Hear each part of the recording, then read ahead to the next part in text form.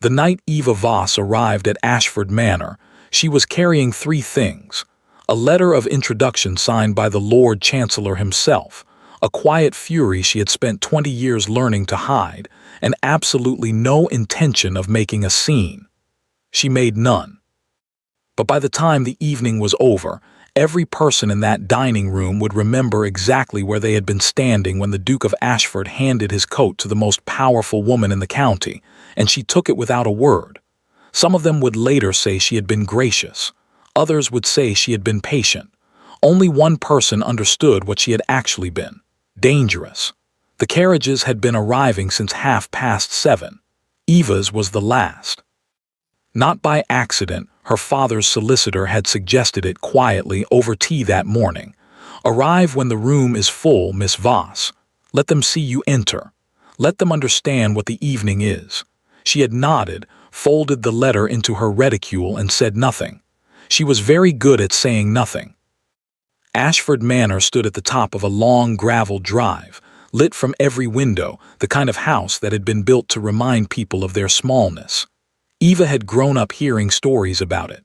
Her father had called it a monument to borrowed pride. Her mother, before she died, had simply called it beautiful. Eva herself had no opinion yet.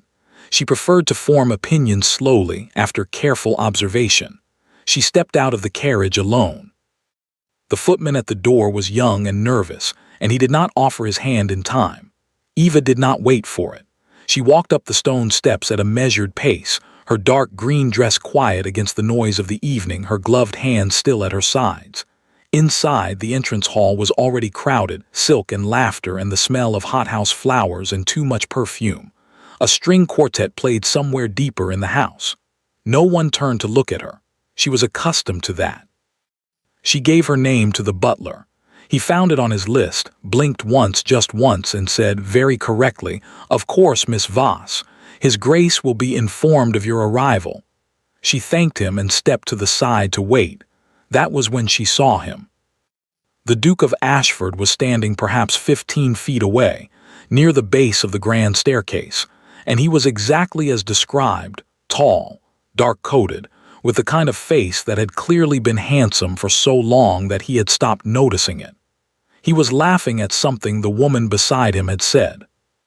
The woman was Lady Celeste Hale, and she was the kind of beautiful that filled a room before she entered it, gold-haired, sharp-smiled, her hand resting on the Duke's arm with the easy confidence of someone who had already decided how the evening would end. Eva observed this, filed it away, looked elsewhere. She did not see the Duke begin to turn. She did not see him glance toward the door, distracted, already reaching, the way a man reaches for something without looking, without thinking, because he expects a certain kind of person to be standing in a certain kind of place. She felt the weight before she understood it. Heavy wool, still cold from the night air, dropped across her gloved hands. Eva looked down. Then she looked up. The Duke of Ashford was already turning back to Lady Celeste, one hand raised to smooth his jacket, his attention fully returned to the woman beside him.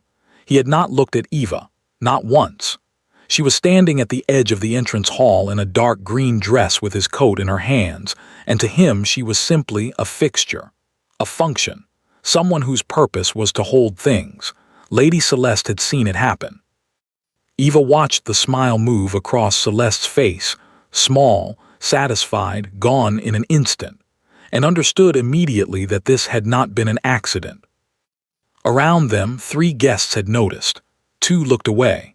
One elderly woman in gray silk met Eva's eyes with an expression that was equal parts horror and apology, and took a small step forward, then stopped. Nobody said a word. Eva looked down at the coat in her hands. She thought about the letter in her reticule. She thought about what her father's solicitor had said. She thought, briefly, about the precise and satisfying words she was entirely capable of saying in situations like this one, words that would have silenced the room and rearranged the evening completely. Then she folded the Duke's coat over her arm neatly, the way you fold something that belongs to someone else, and walked calmly toward the cloakroom. She was the guest of honor. She would let him figure that out himself. The dining room at Ashford Manor had been designed for exactly this kind of evening. Long table, high ceilings, candlelight that turned everything amber and forgiving. 16 place settings, each one arranged with the sort of precision that required a full day's preparation and a staff that knew better than to ask questions. Eva had seen grander rooms. She had also seen emptier ones. This one sat somewhere in between, impressive enough to intimidate, familiar enough to relax, which was, she suspected, entirely intentional. She found her place card without difficulty. It was at the Duke's right hand. She stood beside the chair for a moment, reading her own name in the careful copperplate script, and felt something settle in her chest, not pride, not quite, but something adjacent to it. Her father's solicitor had arranged this. The Lord Chancellor's office had confirmed it. The placement was not a courtesy. It was a statement. She pulled out the chair and sat down.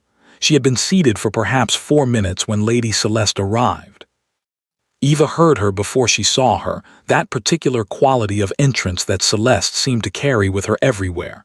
The way conversation dimmed and then brightened in her wake.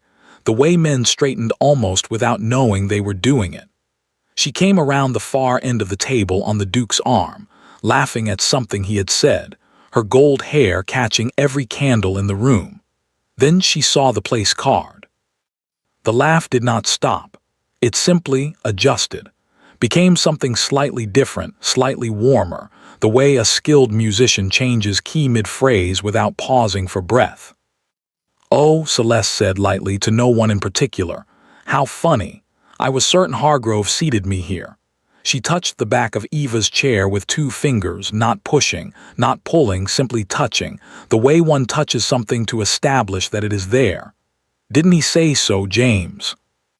The Duke glanced at the place cards with the mild distraction of a man who had never in his life been required to think very hard about seating arrangements. "I believe he said the right yes." He looked briefly at Eva, the same brief, unseeing look he had given her at the door, and said pleasantly, "I'm afraid there may have been some confusion with the cards." Eva said nothing. She was aware of the elderly woman in gray silk, seated 3 places down, watching, and of the young Lord Fenwick across the table, who had gone very still. She was aware of the particular quality of the silence that had settled over the nearest guests, the held-breath quality of people who knew something was wrong and had decided, collectively, that it was not their problem. She was aware of all of this. She picked up her place card, held it for one brief moment, and set it down again. Then she stood, smoothed her dress, and moved without a word to an empty chair further down the table, beside Lord Fenwick as it happened, who looked at her with an expression of such transparent discomfort that she almost felt sorry for him. "Miss," he began. "Fenwick," she said quietly, "tell me something interesting." He blinked. "I beg your pardon." "About anything." She unfolded her napkin across her lap. "I find that evenings like this one go considerably better when someone tells me something interesting early on." He stared at her for a moment. Then slowly, something in his expression shifted, uncertainty giving way to something that might eventually become respect. "I heard," he said, equally quietly, "that the East Wing has been closed for 11 years. Eva looked at him. "Why?" "No one knows." He paused, "or rather no one says." At the head of the table, the Duke settled into his chair. Lady Celeste sat at his right hand and touched his sleeve and said something that made him smile. The first course arrived. Conversation resumed its normal shape, like water closing over a stone. Eva lifted her soup spoon. Across the table, the elderly woman in gray silk, she had still not been introduced, Eva realized was watching her with an expression that had moved beyond apology into something more careful, more calculating. The woman's eyes moved from Eva to the Duke and back again, and her mouth pressed into a thin, considering line. Eva met her gaze, held it. The woman gave a single, almost imperceptible nod. Eva returned it. She did not know yet who the woman was. She did not know that by the end of the evening, that small exchange across a dinner table would matter more than anything else that had happened tonight, more than the coat, more than the chair, more than Celeste's careful, practiced smile. She only knew that somewhere in this house, A butler had her name on a list, and that the Duke of Ashford had not yet read it. The dessert course arrived at 9:30.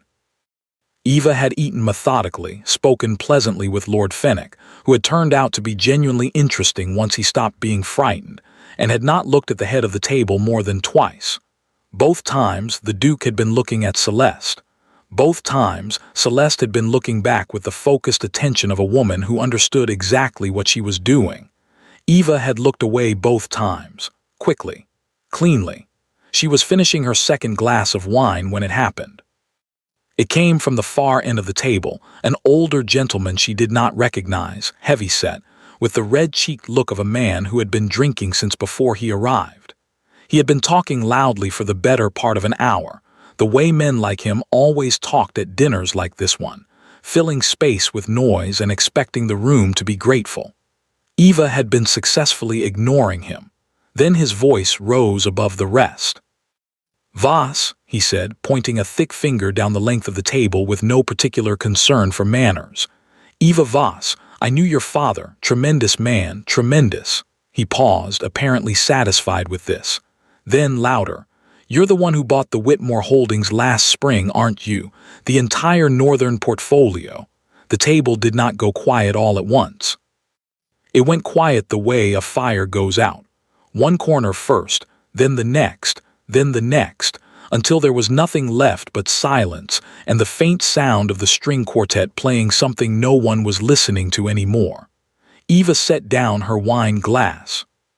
"I am," she said. "Thought so." The old gentleman nodded vigorously. "Damned impressive. My solicitor said it was the largest private land acquisition in 3 counties in 40 years. Said whoever pulled it off either had nerves of iron or didn't understand what they were doing." He squinted at her.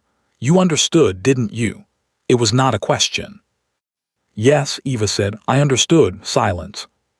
Not the polite, conversational kind. The other kind, the kind that meant something had shifted in the room and everyone was waiting to find out in which direction. Eva did not look at the head of the table. She did not need to. She could feel it, the exact moment the Duke of Ashford stopped looking at Lady Celeste and looked, for the first time that evening, at the woman sitting in the wrong chair. She could feel it the way you feel a change in weather before the clouds arrive, a pressure difference, a stillness, something in the air that had not been there a moment ago. Lord Fenwick, beside her, had gone very still. The elderly woman in grey silk had set down her spoon. "Madame Voss." The voice came from the Duke's end of the table, not the Duke himself, but his estate manager, Hargrove, who had appeared in the doorway with the expression of a man who had been waiting for exactly this moment and dreading it equally. He addressed Eva with a correctness that was almost aggressive in its precision. "I wonder if I might have a brief word after dinner regarding the Eastern parcels, at your earliest convenience." "Of course," Eva said, "Eastern parcels."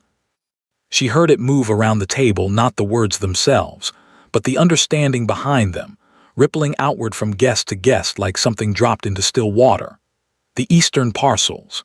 The Ashford Eastern parcels, which had been mortgaged quietly 3 years ago and then mortgaged again, and which now, if the old gentleman's arithmetic was even approximately correct, sat inside the Whitmore Holdings that Eva Voss had purchased last spring. Eva Voss, who was sitting in the wrong chair, who had arrived alone, who was holding the Duke's coat in the entrance hall 40 minutes ago. She heard the moment he understood it. Not a sound, a silence. A very specific kind of silence, the kind that a man makes when something rearranges itself inside him very rapidly, and he is too well bred to show it on his face. Eva picked up her wine glass, took a small, unhurried sip. Across the table, the elderly woman in grey silk had both hands folded in her lap and was watching the Duke with an expression Eva could not fully read from this distance. Not surprise, something older than surprise, something that looked almost like recognition, as though she had been waiting for this particular evening for a very long time. Then the woman looked at Eva, and this time her expression was entirely different. This time she smiled. It was a small smile, private, the kind of smile that meant, "I know something you don't know yet, and I am very much looking forward to watching you find out."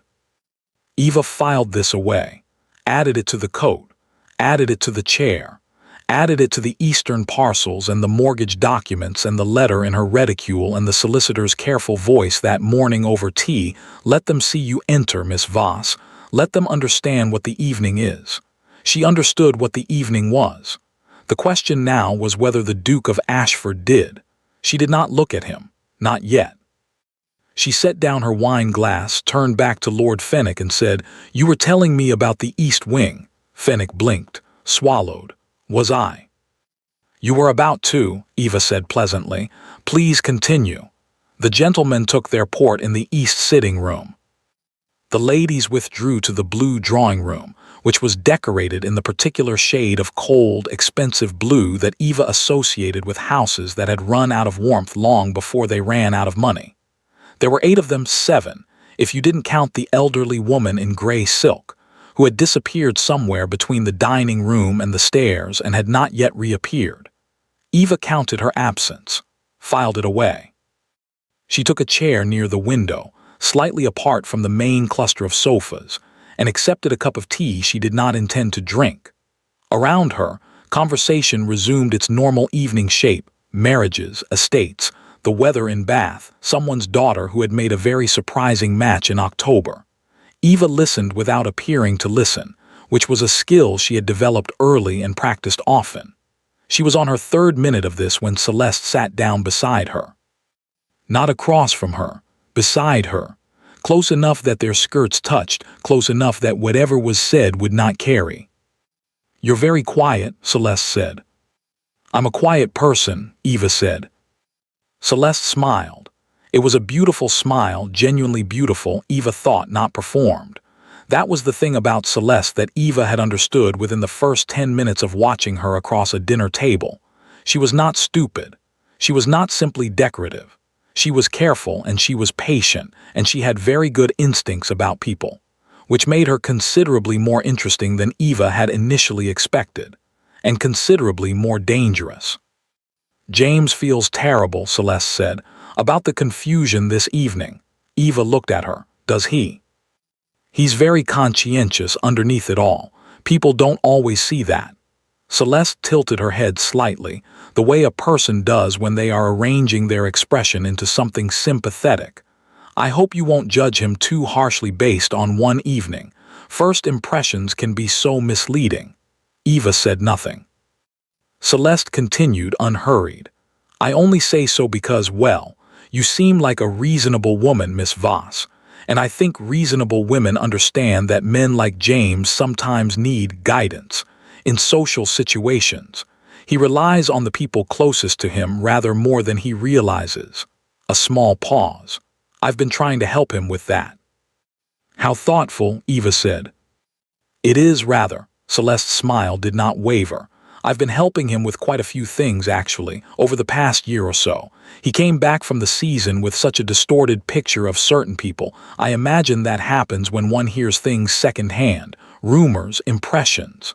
She smoothed a non-existent wrinkle from her skirt. "I've done my best to give him a clearer picture." Eva looked at her tea. There it was. Not an admission, nothing so clumsy. Just the outline of one, visible only if you were paying close attention. The shape of a thing held up to the light for one brief moment and then put away again. Rumors, impressions, a clearer picture. Eva thought about the Duke's face at the door, the absolute, uncomplicated blankness of it. The way he had handed her his coat without a flicker of doubt. A man did not look through a woman like that on his own, not a woman who had been formally invited to his table, not without help. Someone had constructed that blindness carefully, brick by brick, over months. A country girl, a country nobody. Plain, unremarkable, not worth a second look. She thought about how long it would have taken, the patience required. The small, consistent, perfectly calibrated words dropped into conversation at exactly the right moments. Not lies, nothing so easily disproven, just shadings, adjustments, the steady, gentle pressure of a hand on a rudder. Celeste was watching her with an expression of mild, pleasant concern.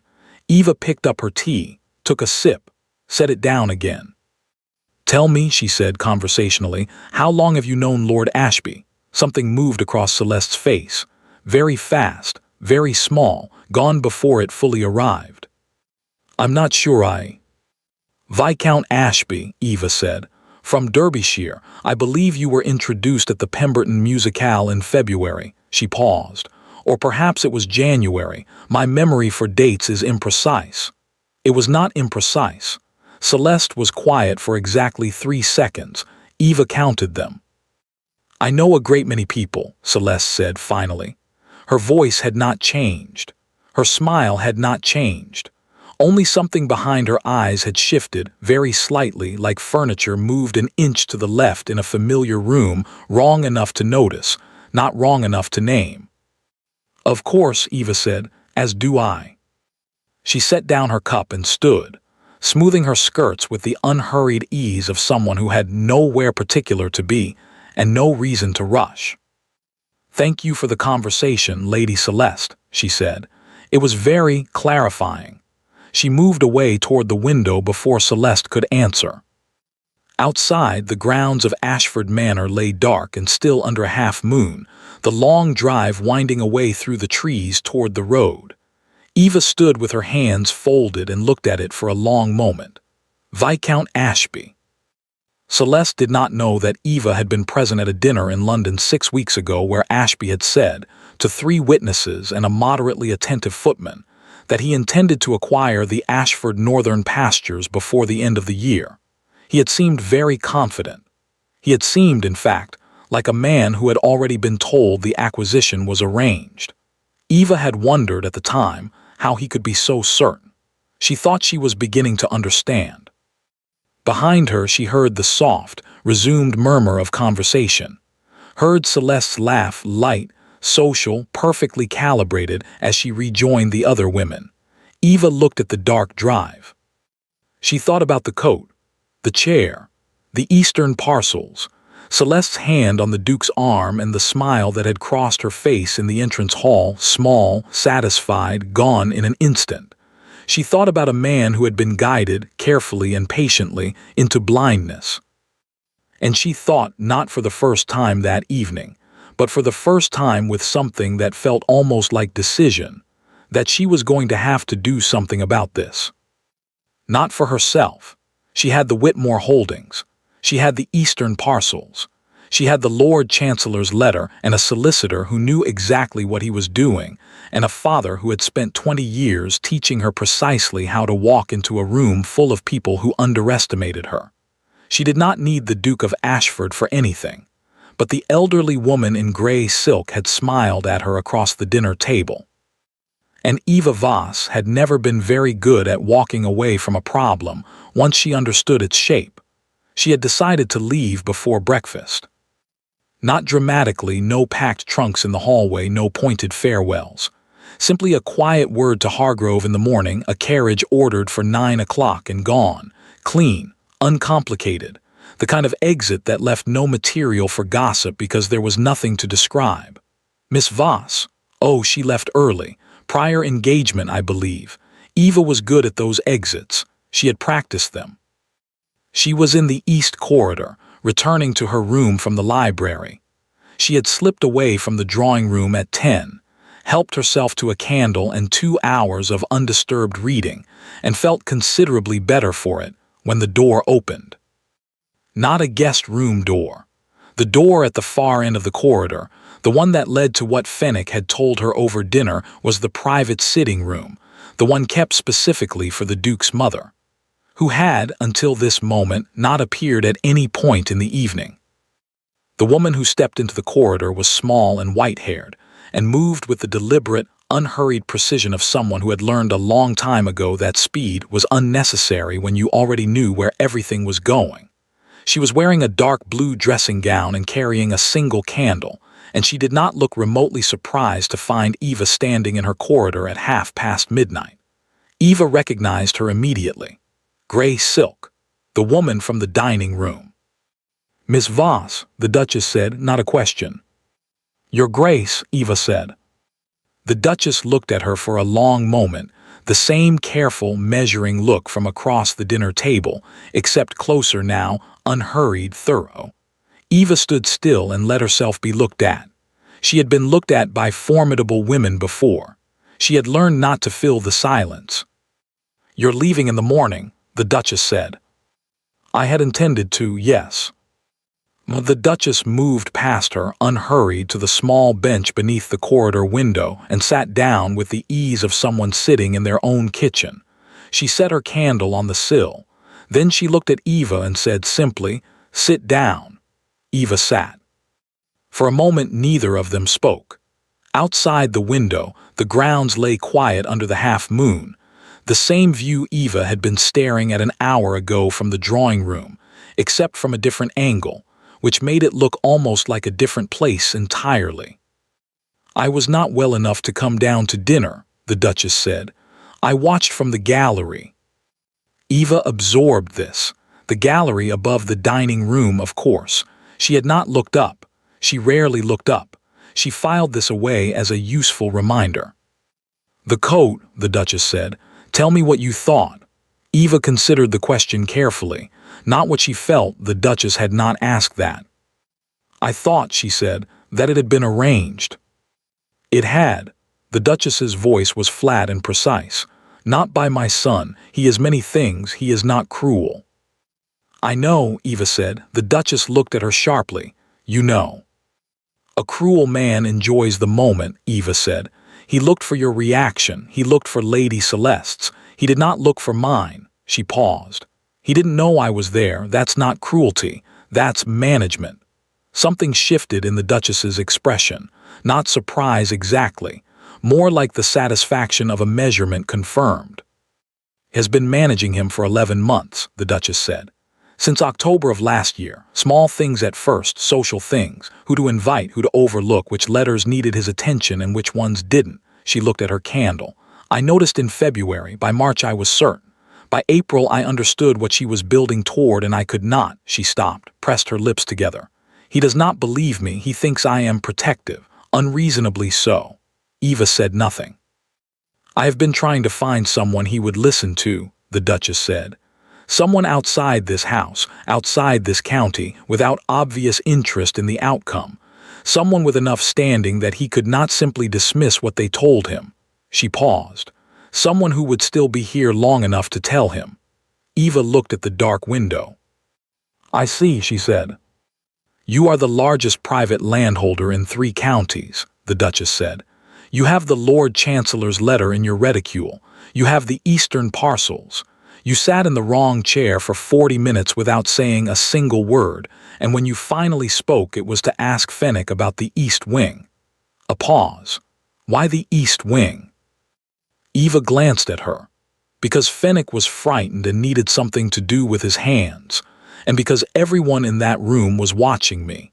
If I had looked angry, they would have talked about my anger. If I had looked hurt, they would have talked about my hurt. If I asked Fenwick about the East Wing—" "They talked about the East Wing," the Duchess said. "They talked about the East Wing," Eva confirmed. Silence. Outside, somewhere in the grounds, an owl called once and went quiet. "Stay," the Duchess said. 3 days, that is all I am asking. 3 days, and I will not ask anything else of you." Eva looked at her hands in her lap, her gloved hands, still in her gloves at midnight because she had not yet been to her room. She thought about the carriage ordered for 9 o'clock. She thought about her solicitor's voice and her father's face, and the particular exhaustion of walking into rooms full of people who had already decided what she was. She thought about Celeste's smile in the entrance hall. Small and satisfied and gone in an instant. 3 days, Eva said. 3 days, the Duchess said. Eva stood, smoothed her skirts, picked up her candle. "I'll cancel the carriage," she said. She walked back down the corridor toward her room. Behind her she heard the Duchess stand, heard the soft sound of the sitting room door, heard nothing after that. The corridor was very quiet. The candle threw a small circle of light around her feet, and beyond it the house was entirely dark, the kind of dark that very old houses make, thick, settled, full of things that had been left in it for a long time. Eva reached her door. She thought briefly about the East Wing, closed for 11 years. She put her hand on the door handle. Nobody says Fennec had told her, or rather nobody says. Eva filed this away. She went to bed. The first morning passed quietly. Eva came down to breakfast at 8, which was early enough to avoid most of the guests and late enough to avoid appearing eager. The dining room held only Fennec, who was eating toast with the focused concentration of a man nursing a headache, and a young baronet whose name she had not caught the previous evening and who left within 10 minutes of her arrival. She ate, she read. She said good morning to Hargrove when he came in with the post and watched him sort it with the practiced efficiency of a man who had been doing this for 30 years and had strong opinions about the correct order. The Duke did not come down to breakfast. Celeste did, at 9:30, in a pale yellow morning dress that managed to look both casual and deliberate. She saw Eva, smiled with genuine pleasantness, and sat at the opposite end of the table. They did not speak. Eva returned to her book. Celeste poured her tea and looked out the window with the serene expression of a woman who had spent the night sleeping very well. Eva turned a page she had not read. The first crack appeared that afternoon. She was in the library properly this time, with permission, having asked Hargrove that morning whether it would be convenient when the Duke came in. He did not see her immediately. The library at Ashford Manor was a serious room, tall and dark-shelved and smelling of leather and old paper, with deep armchairs set back from the windows, in the kind of deliberate shadow that suggested the previous Duke had done his reading in a state of aggressive privacy. Eva had found the armchair in the far corner within 10 minutes of arriving and had been sitting in it for the better part of 2 hours. The Duke went straight to the desk. He was carrying a folded document and wearing the expression of a man with somewhere to be, distracted, purposeful, already thinking about the next thing. He opened the top drawer, put the document in, closed it. Then he turned to leave. He stopped. He had seen her. Eva looked up from her book with the mild, unhurried expression of someone who had been sitting in the same chair for 2 hours and had no particular opinion about being interrupted. "Miss Voss," he said. "Your Grace," she said. He stood very still for a moment, not frozen, not uncomfortable, just still, in the way of a man recalibrating. His eyes moved briefly to the book in her hands, to the small table beside her where she had set her tea, to the stack of 3 additional volumes she had pulled from the shelves and not yet decided about. "Hargrove said you were using the library," he said. "He was kind enough to offer it." "Of course," a pause. "I hope it's that is, you have everything you need." "I do, thank you." Another pause, longer this time. Eva returned her eyes to her book. Not pointedly, simply. The way you returned to something you were doing before you were interrupted. She heard him take a breath. "Miss Voss." His voice had changed slightly, the purposeful quality gone, replaced with something more careful. "I owe you an apology." Eva looked up. He was standing in the middle of the library with his hands at his sides and his jaw set at the angle of a man who had prepared a speech and was now finding it inadequate. He looked, she thought, considerably less certain than he had looked in the entrance hall the previous evening. Less assembled. She found, to her mild surprise, that she did not enjoy this as much as she had expected to. "The evening did not," he began. The door opened. Celeste came in on a breath of yellow dress and light perfume, holding 2 letters and wearing an expression of pleasant urgency. "James, Hargrove needs you in the study, something about the northern boundary, oh." She stopped, looked at Eva, smiled. "Miss Voss, how lovely are you finding everything you need?" "Perfectly, thank you," Eva said. Celeste touched the Duke's sleeve. "It won't take long, I think." Hargrove seemed anxious. She glanced at the letters in her hand with a small frown as though she had just noticed something. "Actually, James, this one is addressed to you, but it came in with my correspondence. I nearly missed it entirely. You should look at it before the meeting." She held it out. The Duke took it, looked at it briefly, then at Eva, then back at the letter. "We'll continue this," he said to Eva. "Of course," Eva said. They left. The door closed. Eva sat for a moment looking at the middle distance. Then she looked at the closed door. The letter had been at the bottom of Celeste's small stack, half tucked beneath the other envelopes.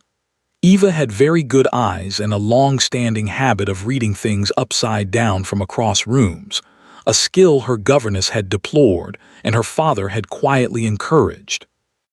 The handwriting on the envelope had not been Hargrove's. It had not been the estate office's standard copperplate. It had been small, cramped, hurried, the handwriting of someone who did not write formal correspondence very often. She had not recognized the hand, but she had recognized the seal. Small, dark red, a specific device that she had seen once before, pressed into the wax of a different letter, on a different occasion in a different county. Viscount Ashby's seal. Eva closed her book. She sat with this for a long moment, the letter, the timing, the neat efficiency of Celeste's entrance, the way the apology had been interrupted before it could finish becoming one. Then she stood, reshelved the 3 books she had not read, and went to find the Duchess. The second crack appeared at dinner. It was smaller, faster, the kind of thing you could miss if you were not paying attention. They were 7 at table that evening, several guests having departed after breakfast, and the conversation had settled into the comfortable, meandering quality of a group that had survived one formal dinner together and felt entitled to relax. Fenwick was telling a story about a horse. The young baronet was listening with polite incomprehension. Celeste was at the Duke's right hand again, and Eva was beside Fenwick, and the Duchess, who had come down to dinner for the first time, causing a brief, carefully suppressed ripple of surprise among the remaining guests, was at the foot of the table. Eva was listening to Fenwick and simultaneously watching, from the corner of her eye, the Duke's face. He was listening to Celeste. He was always listening to Celeste. That was the thing, the quality of his attention when she spoke, focused and warm and slightly unguarded in a way that suggested he had stopped being careful around her some time ago. Eva watched it with the detached interest of someone studying a mechanism. Then Celeste said something. Eva caught only the end of it, something about the Whitmore Holdings, something light and passing, said with a small laugh, and the Duke smiled. It was a specific smile, the kind of smile that means I've heard this before. Eva set down her fork. She looked at her plate. The Whitmore Holdings, her holdings, and a smile that meant it was not the first time the subject had come up at this table in this room with this woman providing the commentary. She picked her fork back up. Across the table, the Duchess was looking at her. Eva met her eyes for exactly 1 second. The Duchess looked away. Fenwick finished his story about the horse. The baronet laughed uncertainly. Celeste touched the Duke's arm and said something else, lower this time, and the Duke nodded with the comfortable ease of a man receiving information he trusts from a source he has never thought to question. Eva ate her dinner. She thought about the letter, the seal, the smile. She thought about 11 months of very careful, very patient work. She thought about the East Wing, closed for 11 years, and the specific way Fenwick had said nobody says, not nobody knows, but nobody says. And she thought that she was beginning to understand that there were several things in this house that nobody said, and that at least some of them were connected. She looked at the Duke's profile in the candlelight, the set of his jaw, the quality of his attention, the particular blindness of a man who had been guided into a corner so gradually he had mistaken it for a room. She thought, 3 days. Today was the first. The second morning began with fog. It came in from the valley sometime before dawn and settled over the grounds of Ashford Manor with the quiet, proprietary confidence of weather that intended to stay. By the time Eva came down to breakfast, the gardens had disappeared entirely. The gravel drive had become a gray suggestion, and the trees at the edge of the park were only shapes, present but uncertain, the way things look when the light refuses to commit. Eva stood at the breakfast room window for a long moment and looked at it. Then she poured her tea and sat down and thought about the seal. She had told the Duchess about it the previous afternoon, briefly, precisely, without elaboration. The Duchess had listened with her hands folded in her lap and her eyes on the middle distance, and when Eva finished she had said nothing for long enough that Eva began to wonder if she had heard. Then she said, "Ashby has been trying to acquire the northern pastures for 2 years. James refused him twice. He stopped asking after last October. When Celeste arrived." Eva had turned this over in her mind for the remainder of the afternoon and through most of dinner, and for a considerable portion of the previous night, examining it from different angles the way you examine a piece of furniture you suspect has a hidden drawer, pressing here, testing there, looking for the place where the surface gives. The shape of it was clear enough. Celeste close to the Duke, managing his correspondence, controlling his impressions, steering him away from alliances that did not serve her purpose. Ashby waiting. The northern pastures sitting there, patient as land always is, while above them 2 people arrange the conditions of their transfer without the owner's knowledge. What Eva did not yet have was proof. Not the kind that could be shown. Not the kind that a man who trusted someone completely would accept from a woman he had handed his coat to in a hallway. She needed something specific, something that could not be reframed, could not be softened, could not be absorbed into one of Celeste's careful, smiling explanations and returned to him in a different shape. She drank her tea. She thought. It was Hargrove who found her at 10:30 in the corridor outside the estate office. He came around the corner carrying a ledger and stopped when he saw her with the expression of a man who has been wanting to say something for some time and has not yet decided whether to say it. Eva looked at him steadily. Hargrove had been at Ashford Manor for 31 years. Eva knew this because she had asked Fenwick, who knew everything about everyone in the house with the helpless, compulsive thoroughness of a man who simply could not stop paying attention. 31 years, which meant he had served the previous Duke and the one before that, which meant that whatever happened in this house, Hargrove had almost certainly watched it happen, filed it carefully, and said nothing to anyone. "Miss Voss," he said. "Mr. Hargrove," she said. He looked at the ledger in his hands, then at the corridor, then at her. "The Eastern parcels," he said carefully, "are not the only matter outstanding between this estate and the Whitmore holdings." Eva waited. "There is a question," Hargrove said, "regarding the drainage easements along the southern boundary, a question that has been pending for some months. His Grace has been meaning to address it." He paused. "He has been meaning to address it since February. Each time the correspondence was prepared, it was delayed." Eva looked at him. "Delayed," she said. "Yes." Hargrove's voice was entirely neutral, entirely correct, entirely the voice of a man who was not saying anything except exactly what he was saying. "I prepared the initial letter myself in February, and again in March, and again in April." A pause. "Each time I was informed that His Grace had decided to wait." "Were you informed by His Grace?" Hargrove looked at the ledger. "The instructions," he said precisely, "came through Lady Celeste, who conveyed that His Grace preferred to address the matter in person at a more convenient time." Eva said nothing.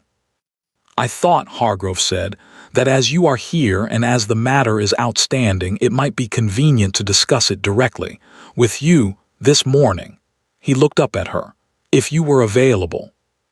"I am available," Eva said. "Good," Hargrove said, and then very quietly in a voice that had not changed in tone or expression at all, "The estate office has a second door, Miss Voss. It opens onto the east corridor. It is a quiet room. Conversations there are generally private." Eva looked at him for a long moment. "Thank you, Mr. Hargrove," she said. "Of course, Miss Voss," he said, and opened the estate office door. They spent 40 minutes on the drainage easements, which were genuine and required attention, and which Eva addressed with the focused efficiency of someone who had not come to the country to spend her time on drainage easements but was perfectly capable of doing so. Hargrove was precise and thorough and did not waste words, which Eva appreciated. At the end of 40 minutes, as she was gathering her notes, Hargrove said, "There is one additional matter." Eva looked up.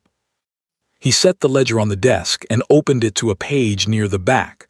Not the main accounts, she saw, but a supplementary record, the kind kept for internal correspondence, outgoing and incoming letters logged by date and sender. February the 4th, he said, not pointing, simply reading. A letter received from Viscount Ashby, addressed to His Grace, logged as received. He turned the page. February the 4th, same date. A letter sent from this estate to Viscount Ashby, not in His Grace's hand, not signed by His Grace. He paused. Signed Miss Voss by Lady Celeste Hale, acting on behalf of the estate. Eva was very still. "The content," she said. "I do not have the content," Hargrove said. "I have only the log." He closed the ledger. "But I have the log for February, March, April, May, June, July, August, September, October, November, and December of last year, and for January and February of this year, and the correspondence between this estate and Viscount Ashby's office during that period is," he paused, choosing the word with care, "considerable." "Does the Duke know this correspondence exists?" "His Grace," Hargrove said, "believes that Viscount Ashby stopped writing after his second refusal." Silence. The fog pressed against the estate office window. Somewhere in the house a clock struck 11. "Mr. Hargrove," Eva said, "how long have you been keeping this log?" "Since February," he said, "of last year." "And you have said nothing?" "I had nothing," he said. "That could not be explained away. Letters can be intercepted in error. Signatures can be misread. A careful person," he paused again, "a very careful person can always find an explanation for individual facts. What cannot be explained away is the pattern." He looked at her. "I have the pattern, Miss Voss. I have been waiting for someone to give it to." Eva looked at the closed ledger. She thought about 11 months.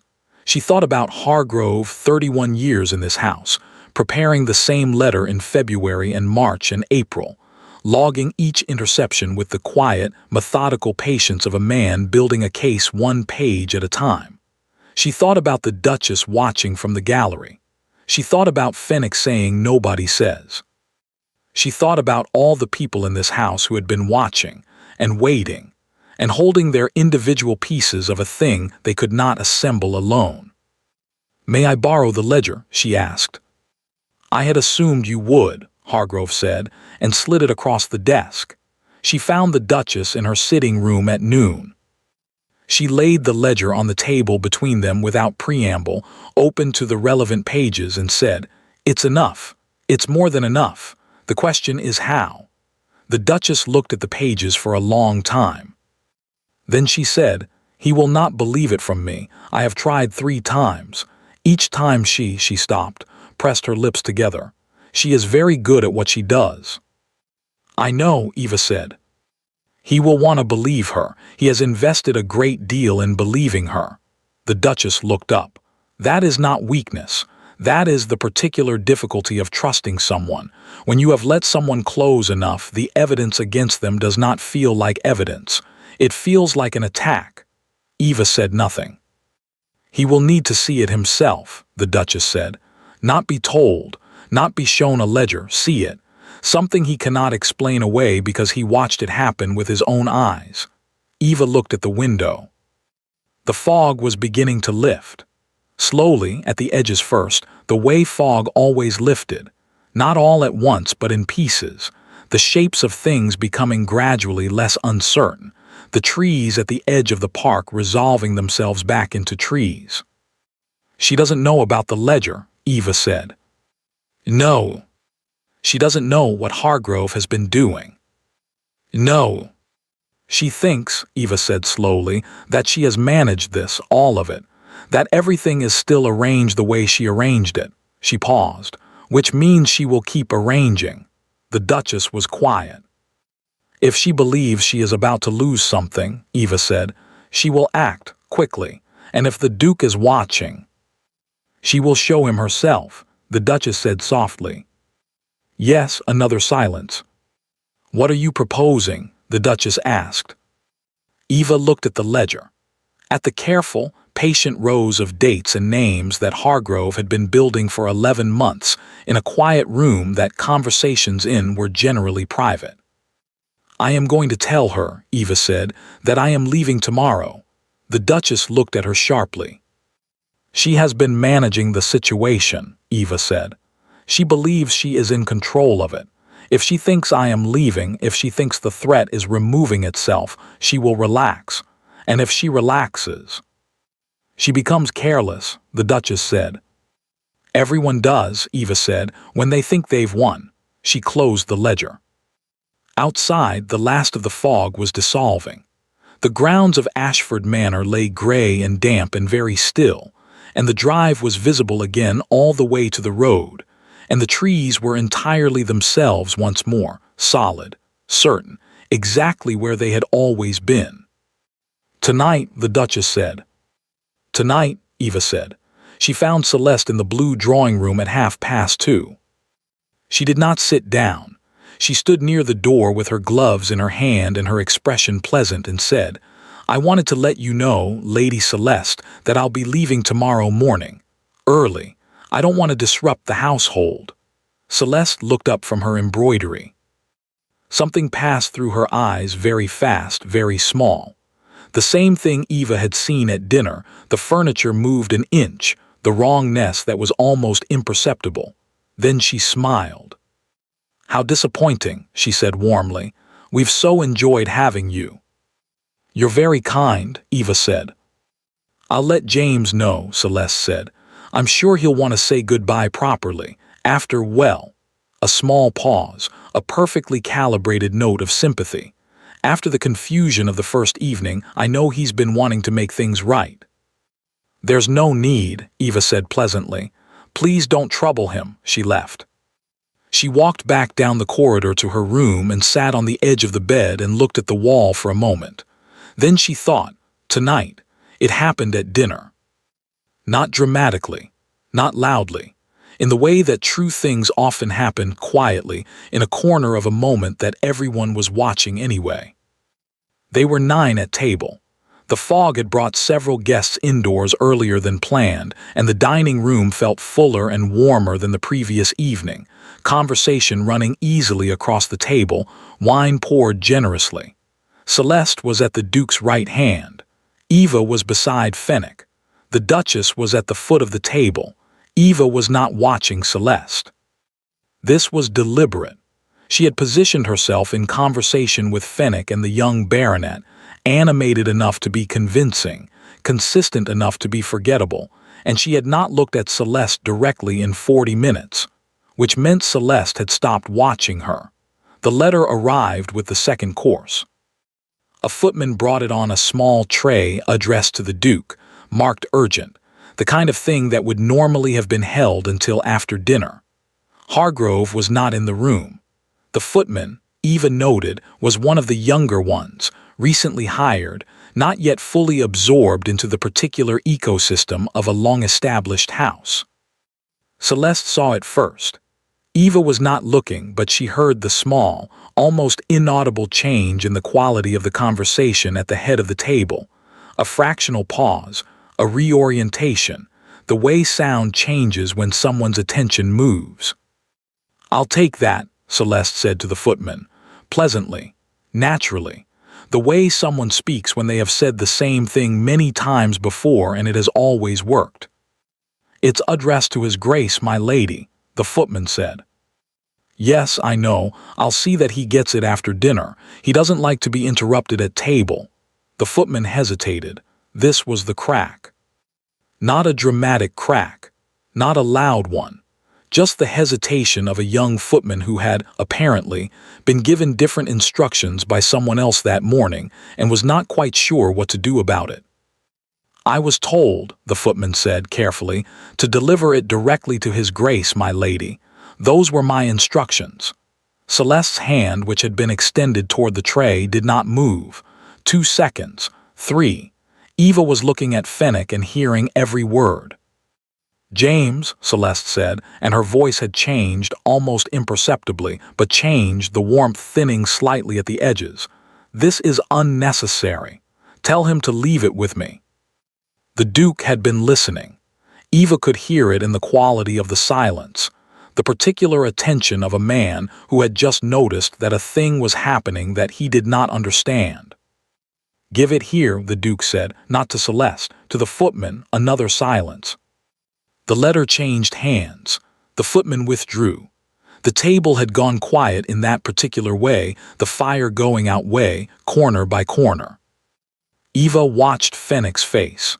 He was looking at his plate with the focused attention of a man who was absolutely listening to everything happening at the other end of the table. She heard the envelope open. She heard nothing for a long moment. Then the Duke said, very quietly, in a voice Eva had not heard from him before, not the pleasant distraction of the entrance hall, not the careful apology of the library, but something older and flatter and considerably more dangerous. "Hargrove." Hargrove appeared in the doorway as though he had been standing just outside it, which Eva suspected he had. "Your Grace." "The estate office," the Duke said, "after dinner." "Of course, Your Grace." Hargrove withdrew. Celeste said something low, quick, the tone of someone redirecting. Eva heard the Duke respond in monosyllables, heard Celeste try again, heard the silence that followed. Eva picked up her wine glass. Beside her, Fennec exhaled very slowly. "Miss Voss," he said quietly, not looking at her. "Fennec," she said, equally quietly. "Did you," he stopped, started again. "Is this?" "Eat your dinner," Eva said. He ate his dinner. At the head of the table, the Duke was looking at the letter in his hand, and his face was very still, and Celeste was talking and he was not answering, and the candles were burning down, and somewhere in the house the clock was ticking toward the end of the evening, the end of the second day, and Eva sat beside Fennec and drank her wine and did not look at anyone at the other end of the table. Not yet. The house was quiet by 11. Not the comfortable quiet of a household settling into sleep, the tighter, more careful quiet of a house in which something was happening in one room and everyone else had decided, collectively and without discussion, to be somewhere else. Eva heard it as she walked back from the library, the quality of the silence in the corridors, the way the footmen had found reasons to be on the upper floors, the way the drawing room had emptied itself with unusual efficiency after dinner. Everyone knew. Not the specifics, perhaps, but the shape of it. The letter, the Duke's voice calling for Hargrove, Celeste's face at the table after the kind of face that a very composed person makes when something has gone wrong that they cannot yet fix and they are deciding rapidly what to do about it. These things traveled through a household the way weather traveled through a valley, not as information, but as atmosphere. You felt it before you knew it. Eva went to her room. She did not undress. She sat in the chair beside the window with the lamp turned low and the ledger on the table beside her. Hargrove had returned it that afternoon with 3 additional pages she had not seen before, pages that extended the correspondence record forward to the previous week. And she looked at the dark grounds and thought. She thought about the Duke's face when he read the letter. She had not seen it directly, she had been watching Fennec, but she had seen enough. The stillness of it. The particular quality of a man becoming very careful very quickly, the way you become careful when something underneath you has shifted and you are not yet certain how much. She thought about what the letter contained. She did not know precisely, but Ashby's seal, Hargrove's log, and the accumulated patience of 11 months of careful record-keeping together suggested that whatever the Duke had read at his own dinner table had been sufficient. Sufficient, perhaps, but not complete. She had learned from her father and from her own considerable experience of rooms full of people who had arranged things without her knowledge, that sufficient was not the same as understood. A man could see evidence and still not see clearly, still look for the explanation that hurt least, still find the angle from which things appeared differently, still want, badly enough to make it matter, to be wrong about what he had seen. She picked up the ledger, set it down again. It was 11:30 when she heard the footsteps in the corridor. Not the efficient, purposeful footsteps of a servant on an errand, slower, less certain, the footsteps of someone who had started walking before they had entirely decided where they were going. They stopped outside her door. A pause, long enough that Eva set down the ledger and turned toward the door. The knock came, quiet, not imperious, not the knock of a duke accustomed to doors opening at his approach. The knock of a man who was not certain he had the right. Eva stood, crossed the room, opened the door. The Duke of Ashford was standing in the corridor in his evening clothes with his coat open and his cravat loosened, and the look of a man who had been sitting alone in a room for 2 hours, thinking very hard about something, and had arrived at the far end of it in worse condition than he started. He was holding the letter. He looked at her for a moment without speaking. "Miss Voss," he said. "Your Grace," she said. Another pause. He looked at the letter in his hand, then at her, then at some point past her shoulder, the way people look when they are assembling something they would rather not say but have decided to say anyway. "May I?" he began. "Yes," Eva said, and stepped back from the door. He did not sit. He stood near the window, the same window she had been sitting at, the dark grounds beyond it, the half-moon with his hands at his sides and the letter still in one hand, and he was quiet for long enough that Eva, who had sat back down in the armchair and folded her hands in her lap, began to observe the specific texture of his discomfort with the careful attention she gave to most things. It was not the discomfort of a guilty man. It was not the discomfort of a man performing an apology because he had been told to. It was something more interior than that, the discomfort of a man in the process of revising something he had believed for a long time, which was its own particular kind of pain, distinct and not small. She had felt it herself once. She recognized it. "I read the letter," he said finally. "I assumed," she said. "It was from Ashby." He looked at the window. He believed, apparently, that the northern pastures had been, that we had reached an understanding about the transfer. A pause. He was writing to confirm the terms, that we had agreed on. Eva said nothing. "I had not agreed on anything," the Duke said. "I had not spoken with Ashby since the spring of last year, when I refused him." He turned the letter over in his hand. He seemed surprised in the letter that I had not confirmed. He seemed to believe that there had been ongoing communication, that an arrangement was underway. He stopped. The silence had a different quality now, not the waiting silence of before, but the after quality of a sentence that had finished and left something in the room. "I spoke with Hargrove," the Duke said, quietly. "For some time." Eva waited. "He showed me his log." A pause. "He has been keeping it since February of last year." Another pause, longer. "I was not aware that he was keeping it." "I know," Eva said. The Duke looked at her sharply. "You knew about the log." "Hargrove showed it to me yesterday morning." Something moved across his face, not anger, she thought. Something more complicated than anger. The particular expression of a man understanding, in a new way, the dimensions of something he had been living inside without knowing its shape. "How long," he said carefully, "have you?" "I arrived 2 days ago," Eva said. "I knew nothing before I arrived." "But since?" "Since the entrance hall," she said. "Yes." He was quiet. "The coat," he said. "The coat," she said. He turned back to the window. She watched his shoulders, the set of them, the tension running through them, the effort of a man holding himself very correctly in a situation that he could not hold correctly enough to make it feel right. "I owe you an apology," he said. "I began one in the library. I should not have allowed anything to interrupt it." "You did not know you were being interrupted," Eva said. "That is not," he stopped, started again. "That is not an excuse. I should have seen, earlier, many things I should have." He pressed his lips together. "The coat, the chair at dinner, the way you were. I did not even see you arrive. I was told you were." He stopped again. He did not finish the sentence.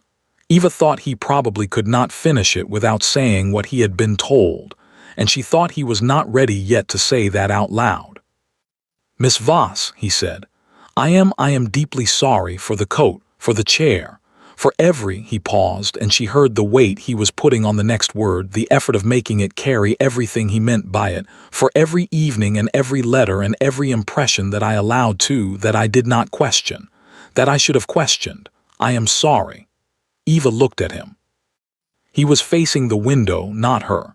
She could see his reflection in the dark glass, imprecise, shadowed, the reflection of a man who had spent the last 2 hours dismantling something and had not yet decided what to build in its place. She thought about what she wanted to say. She had imagined versions of this, not obsessively, not dramatically, but in the idle, preparatory way she imagined most things, in the back of her mind while she was doing other things. She had imagined saying something precise and final that closed the matter cleanly and left no room for misunderstanding. She had imagined saying nothing at all. She had imagined the particular satisfaction of letting him stand in his own discomfort without offering him anything to hold on to. What she found, sitting in the armchair with the low lamp and the dark window and the Duchess's ledger on the table beside her, was that none of those versions felt accurate. "You handed me your coat, Your Grace," she said. "I held it, that is all." He turned. She met his eyes and held them, and she kept her expression exactly where it was, not cold, not warm, not forgiving, not accusing. Simply present, simply herself in a chair in a room at 11:30, being looked at by a man who was finally looking. The silence stretched. "That is not all," he said quietly. "No," she said, "it isn't." He looked at her for a long moment.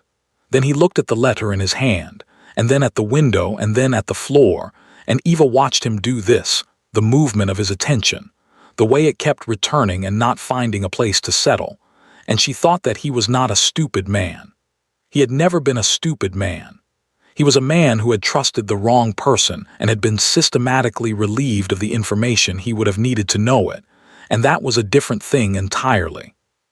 It did not excuse it, but it was a different thing. "What will you do?" he asked. "Tomorrow."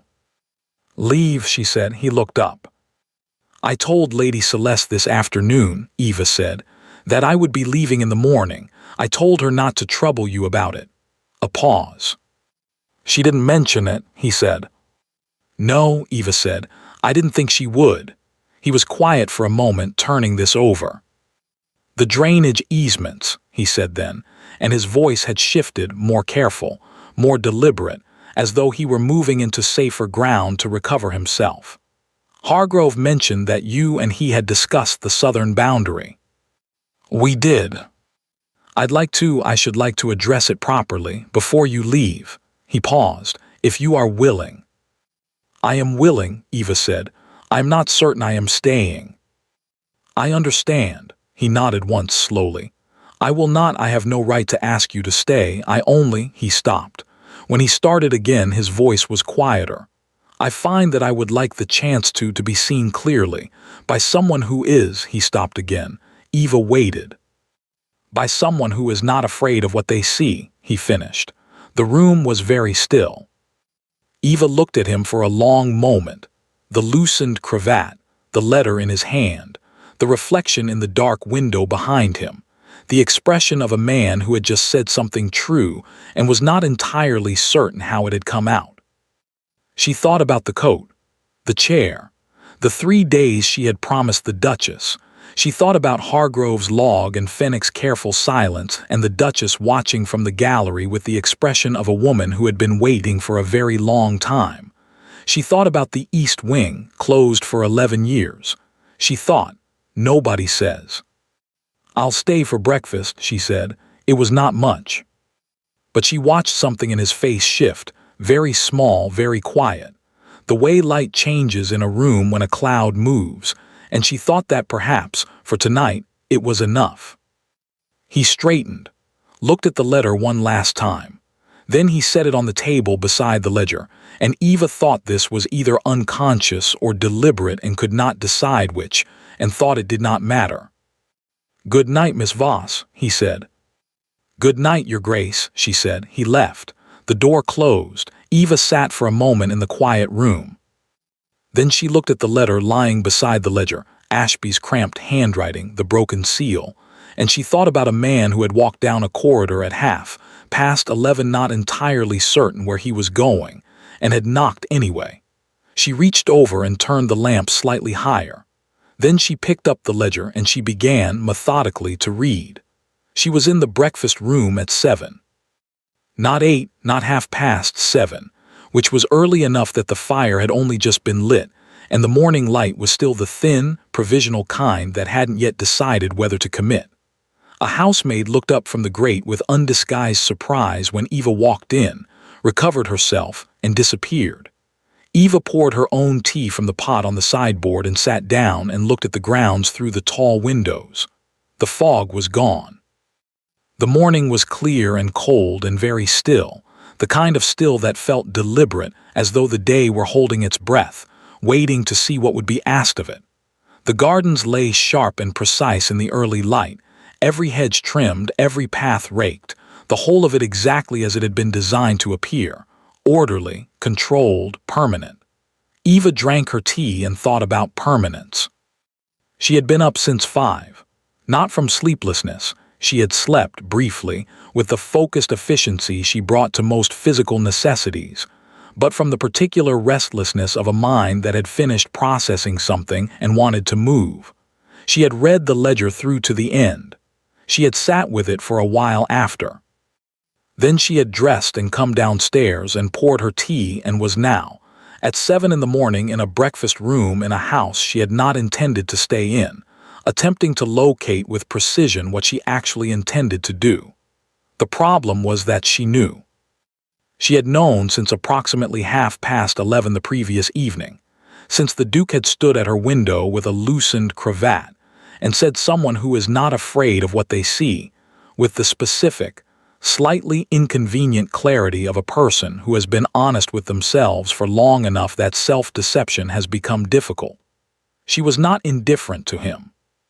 She had told herself in February, when she first began to understand the shape of the Whitmore acquisition and what it implied about Ashford's position, that this was a business matter.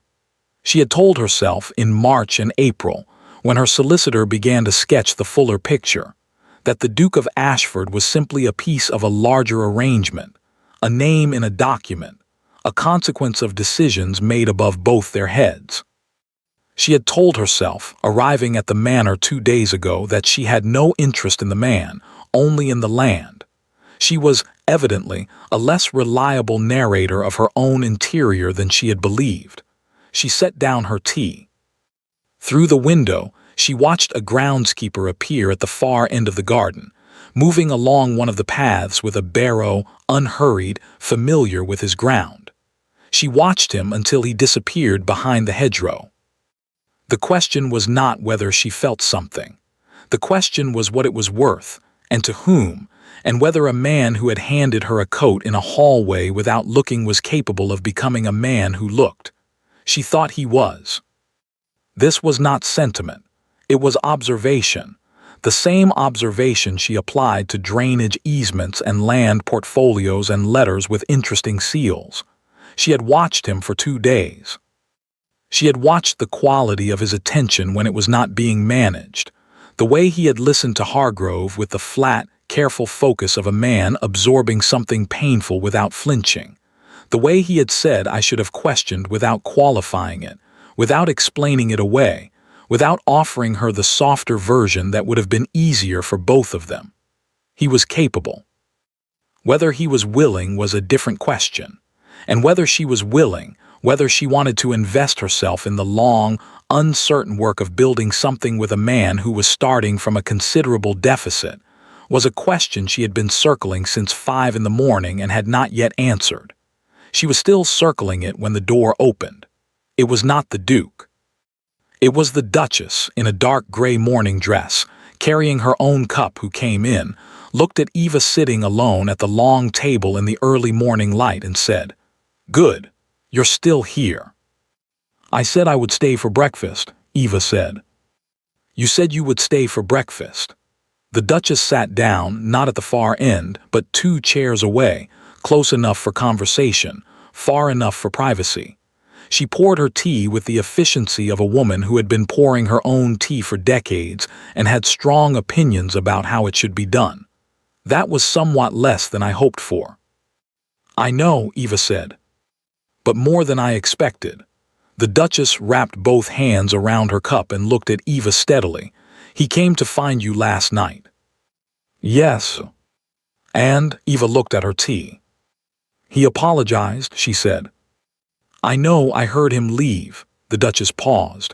What did you say? Eva considered this. I told him I would stay for breakfast. The Duchess made a sound, small, dry, not quite a laugh. You are very hard on him. I am honest with him, Eva said, which is, I think, what he needs rather more than softness. The Duchess was quiet for a moment. Outside, the groundskeeper reappeared on a different path, still unhurried, still familiar. His father, the Duchess said, was a man who trusted easily, too easily. It cost him considerably. James watched that. She paused. He made himself careful for years, very careful, and then he was not careful enough, and here we are. She looked at Eva. He is not a man who will trust again quickly. When he does. I know, Eva said. Do you? Eva looked at her. I am not making a decision about his future, Your Grace. I am making a decision about my own. The Duchess held her gaze. Then slowly she nodded, once, the same nod as across the dinner table, the same quality of a measurement confirmed. He is in the East Wing, the Duchess said. Eva went very still. He goes there sometimes, the Duchess said in a different voice, quieter, older. When he needs to think, he has done so since he was a boy. It was his father's library, the East Wing. They closed it after. She paused. After his father died. 11 years. Eva set down her cup. Nobody says Fenwick had told her, or rather nobody says. Why? She asked. The Duchess looked at the window for a long moment. His father's last letter to him, she said quietly, was found in that library. After James had been away, he did not come back in time. She paused. He has never told anyone what the letter said. He went in once the week after the funeral and he has not been back since. She looked at Eva. Until this morning. The room was very still. Eva thought about a boy who had learned to be careful. A man who had been made careless by someone patient and calculating enough to dismantle his carefulness one small piece at a time. And now a morning, cold and clear and deliberate, and a door that had been closed for 11 years. She stood. The Duchess said nothing. Eva set her napkin on the table, pushed in her chair, and walked out of the breakfast room. The East Wing was at the end of the long corridor on the ground floor, behind a door that looked exactly like the other doors except that the handle was slightly stiffer, the way handles get when they have not been turned in a long time. Eva put her hand on it, felt the resistance, applied even, steady pressure until it gave. The corridor beyond was cold and dim, the curtains still drawn on the windows, the air carrying the particular quality of a closed room, not stale exactly, but compressed, as though it had been holding itself together for a long time and had not yet decided whether to let go. She walked down it quietly. The library was the third door, also closed. She could see light beneath it, a fire lit, which meant someone had been in before her, which meant the Duke had not simply walked in on impulse. He had arranged this, or asked for it to be arranged, which was its own kind of telling. She knocked. A pause. Come in, he said. The room was smaller than the main library. Older feeling, not because it was older, but because it had been left, and things that are left take on a particular quality of time that other things do not. Books on every wall, a desk by the window, 2 armchairs by a fire that was new and bright and somewhat incongruous with the stillness of everything around it. The curtains on the east window had been opened. Morning light lay across the floorboards in long, precise rectangles. The Duke was standing at the desk with his back to her. He turned when she came in. He looked, she thought, like a man who had been awake for most of the night and had not eaten breakfast and had been standing in a cold room that he had not entered in 11 years and was not entirely certain what he was doing there. He looked, in other words, considerably more human than he had at any point since she arrived. She stood just inside the door and looked at the room. "The East Wing," she said. "The East Wing," he said. "Nobody says." Something moved across his face, surprise, she thought, that she knew, and then something past the surprise that was more complicated. "My mother told you." "This morning, yes." He looked at the desk. On it she could see now there was a letter, not folded, not in an envelope, lying flat and open with the handwriting facing up. Old paper, slightly yellowed. The ink faded to brown at the edges. She did not look at it directly. "I came in here this morning," he said, "and I found it exactly where I left it." He paused. 11 years, and it was exactly where I left it. Another pause. "I'm not certain what I expected." Eva said nothing. "He wrote," the Duke said, "that he had made a great number of mistakes with the estate, with people he should have trusted more carefully and people he trusted who did not merit it." He stopped. "He wrote that he hoped I would learn to tell the difference." A pause, longer. Earlier than he had. The fire crackled. Outside, somewhere in the grounds, the groundskeeper was moving along another path. "I have been standing here this morning," the Duke said, "thinking that I have not learned it, that I have done exactly what he stopped, pressed his lips together, that I have made precisely the same mistakes he wrote to warn me about." "You've learned it now," Eva said. He looked at her. "Imperfectly," she said. "Late, not without assistance." She paused. "But you have learned it." He held her gaze for a moment, then he looked at the letter on the desk. "Miss Voss," he said. "Eva."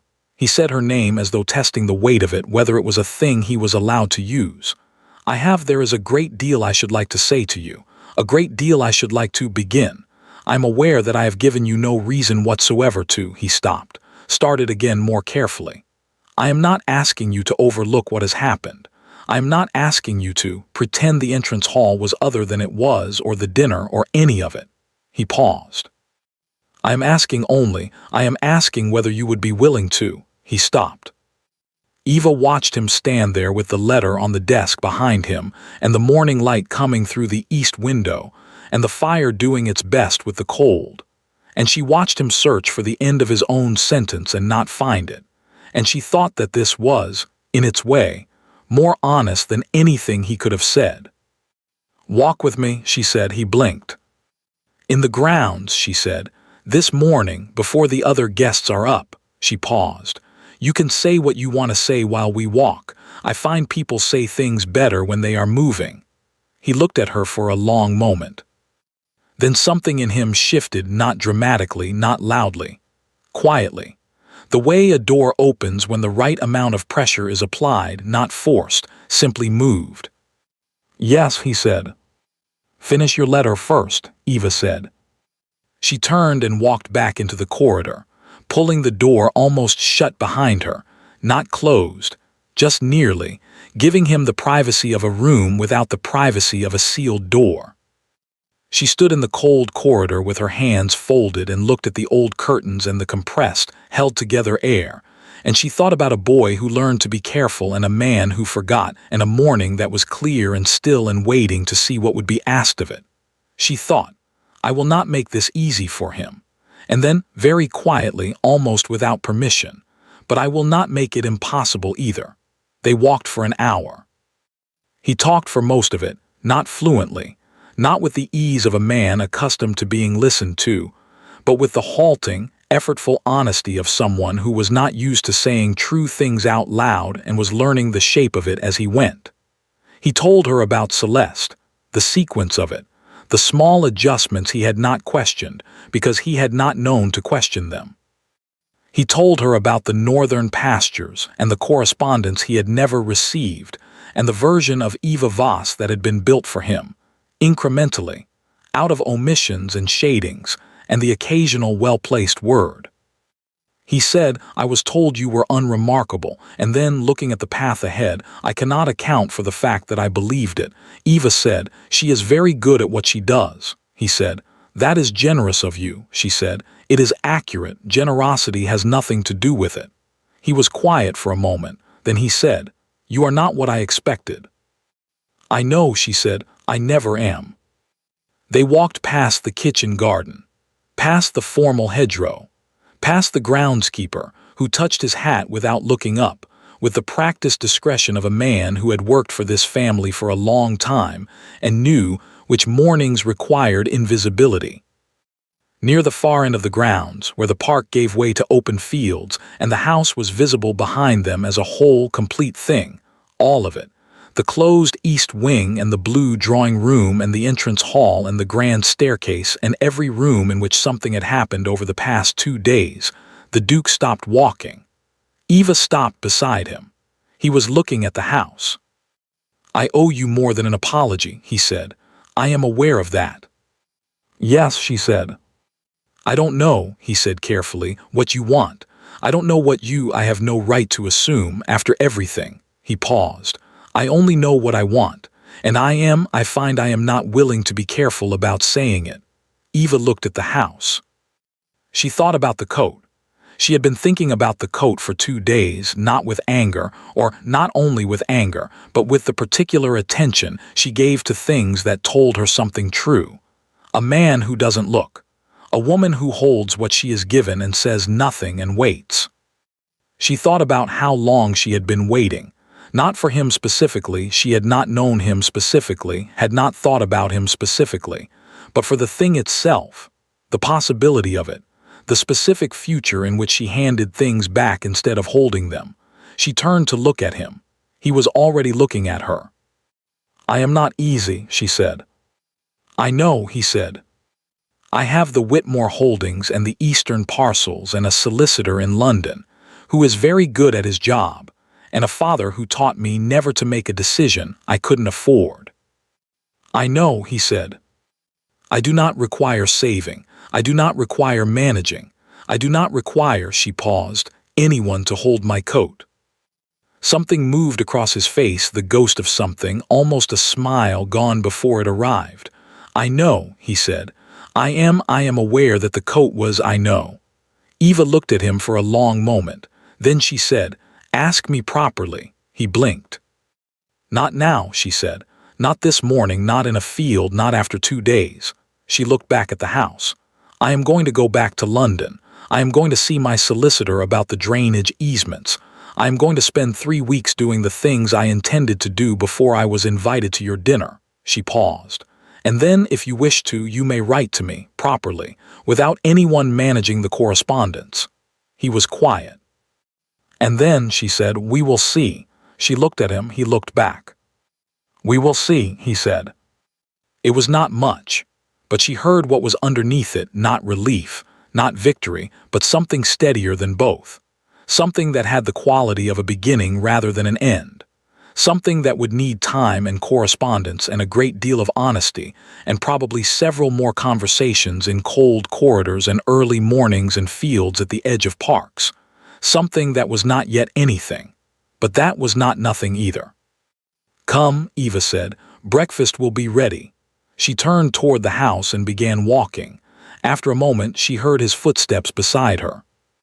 They walked back in silence, the comfortable kind which was new, which had not been available to them before this morning, and the house grew larger as they approached it, filling in its details, becoming specific again after the distance of the fields.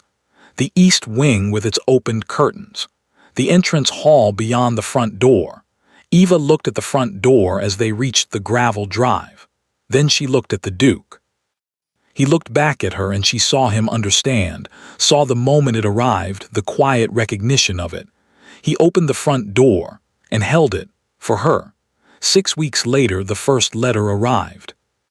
It came on a Tuesday with the Morning Post, in an envelope addressed in a hand that was careful without being formal, the handwriting of someone who had thought about what they were doing before they did it.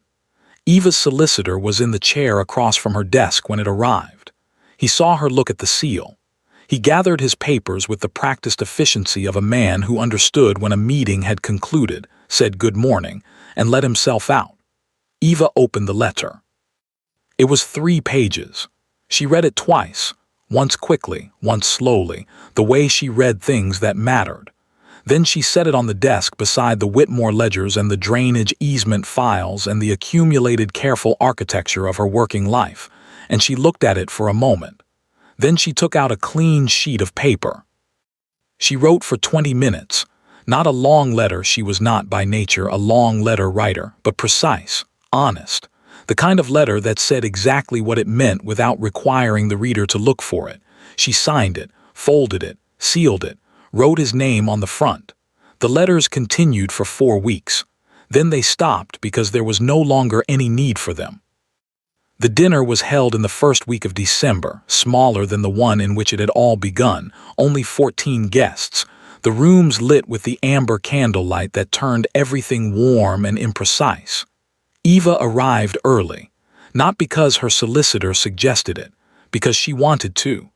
Hargrove met her at the door. "Miss Voss," he said, with the precise correctness that she had come to understand was his particular form of warmth. "Mr. Hargrove," she said, "is everything in order?" "Everything," he said, "is in order." She handed him her coat.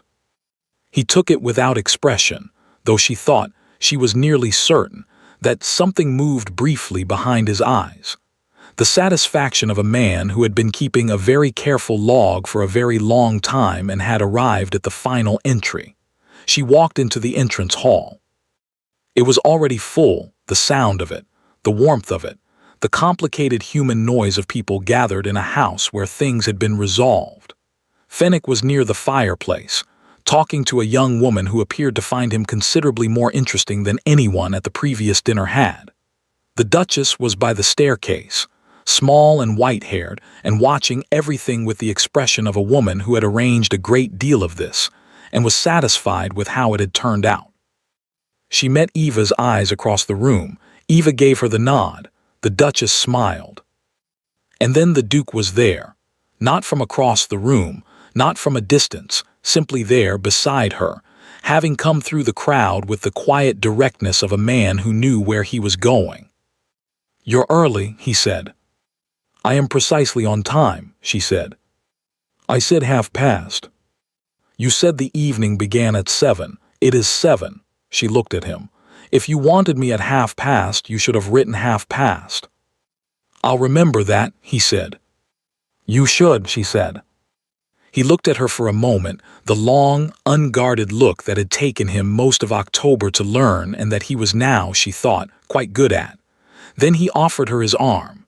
She took it.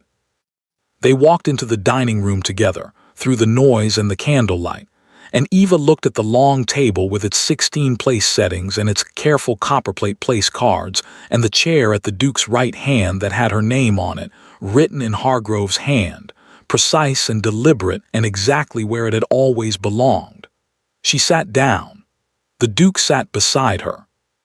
Across the table, Fenwick caught her eye and looked away very quickly with the expression of a man attempting, unsuccessfully, not to look pleased with himself.